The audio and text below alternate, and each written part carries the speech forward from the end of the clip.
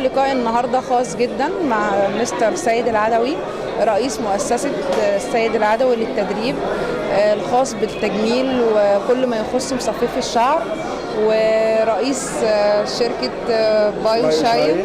أهلا وسهلا بحضرتك. وكالة باي شاين. أهلا وسهلا بحضرتك. نورت النهارده مهرجان. ربنا يخليكي. أولا أنا سعيد جدا في وجودكم معانا، وإن شاء الله تستمتعوا بالأداء بمصففي الشعر في مصر.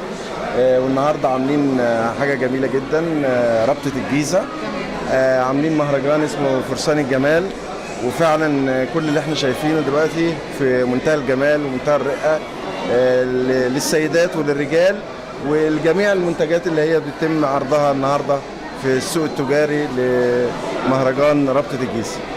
رأي حضرتك ايه النهارده القائمين على تنظيم مهرجان فرسان الجمال؟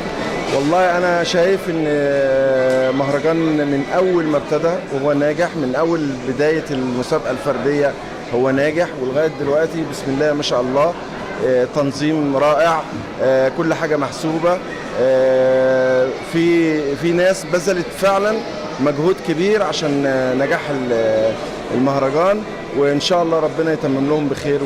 وفعلا كبداية بالنسبة لرابطة الجيزة اكثر من رائع، يعني انا اديهم 90% في التنظيم وفي كل حاجة جميلة عاملينها النهارده. أنا بشكر حضرتك جدا وسعيدة باللقاء مع حضرتك. وآخر بقى الحاجات الخاصة بالمنتجات الخاصة بحضرتك. احنا إن شاء الله أنا كمنتج باي شاين، أنا إن شاء الله بعد 20 يوم بالظبط داخل لنا الشامبو والبلسم والسيرم، وعندنا في سيراميكا جديدة تعتبر يعني حدث في بداية تصنيع السيراميكات على مستوى عالي جامد جدا، خاصة بمنتج باي شاين. فألف شكر لحضرتك وسعيد جدا بلقائي مع حضرتك. أنا أسعد بجد. نصيحة بقى تقولها كده لمعظم مصففي الشعر يعرفوا إزاي الكرياتين ده مغشوش، ده صحيح، ده كويس، منتج سليم؟ أولا كل مصففي الشعر عارفين كويس جدا إيه هو الصح وإيه هو الغلط. أكيد طبعا بياخدوا كورسات في المؤسسة بتاعت حضرتك بتعرفهم أكتر. إحنا في المؤسسة بنعمل عملية توعية كبيرة جدا للمنتجات اللي هي موجودة، على اساس ان احنا نعرف الكوافير ايه المنتج الصح اللي يحافظ على زبونته، اللي يخلي زبونته راضيه عنه وراضيه عن تعاملها، ان هو بيحافظ لها على شعرها.